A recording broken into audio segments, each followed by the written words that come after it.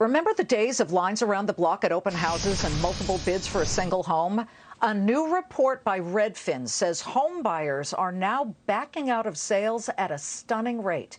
Redfin found that roughly 60,000 deals fell through in June, which equals about 14.9% of homes that were under contract for the month, the highest rate on record. That compares to 12.7% of sales collapsing in May and 11.2% in June of 2021. And with mortgage rates back on the rise after a 3-week decline, according to Freddie Mac, the 30-year fixed rate hitting 5.51% this week. That is up from last week's 5.3%. But get this. Just a year ago this week, the 30-year fixed rate was at a paltry 2.8%. Coulda, woulda, shoulda, right? That leaves homebuyers with some breathing room, at least, to negotiate as higher costs slow demand and at least create more inventory on the market. But is the entire market about to shift? Let's bring in Jason Haber, real estate entrepreneur in New York City. Jason, if we're interrupted by the president, we apologize, but you'll stay in the chair Understood. just in case. What are you seeing globally? And are you seeing deals fall through now, which is kind of unheard of? So I think I'm not surprised by the figure given the dramatic move last month in interest rates. But keep in mind, those folks who walked away from contracts didn't necessarily walk away from their down payments. It's not like people were just walking away from cash. Most of those deals had contingencies in place. When you peel back on the data a little bit, you see that it's not people saying, I'm not going to put good money into bad. It's just saying, I'm going to pump the brakes because the Fed has changed the game here. And it's just too expensive now. And when housing becomes too expensive, buyers will take a pause. And that's what we're seeing right now, particularly in the interest rate sensitive side of the market where people use financing to make a purchase.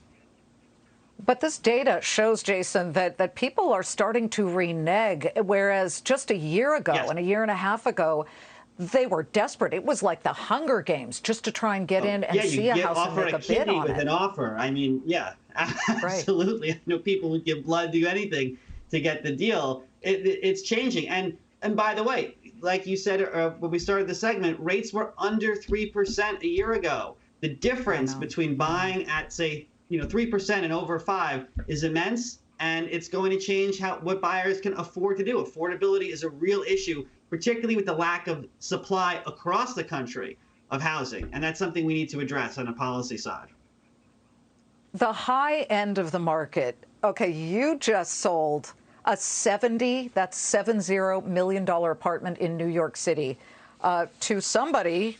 Was this an American? Can I at least find out if it's an American? I know you don't reveal, but an executive So I'm not going to say business? anything about the buyer. I'm not going to say anything about the buyer, but 70.5 was the purchase price. It was a very complicated deal. It took several months, but if this was easy, everyone would be doing it. I always remind myself. So I embraced the challenge, and I was glad we got that deal done. Well, it's on Park Avenue. What kind of interest did you get overall? And were there multiple bids this time? I'm just trying to get a sense of the shift in the entire housing market, both high end and lower end. Well, I'll say this. On that deal, I represented the buyer, but I will say that for buyers who are not interest rate sensitive, when they see a market start to get nervous, they like to pounce. And so I am seeing, I was just out with someone today who is an all-cash buyer, and he said to me, if the market's going down, that's when you want to buy. So if you have the ability to do it, and if you can afford it, again, affordability nationwide being the big issue here, if you can afford it, there are really, really good opportunities out there. The average New York City rent just reached $5,000 a month. In fact, I believe it topped it. We've never seen that before. Something's got to give, right, Jason?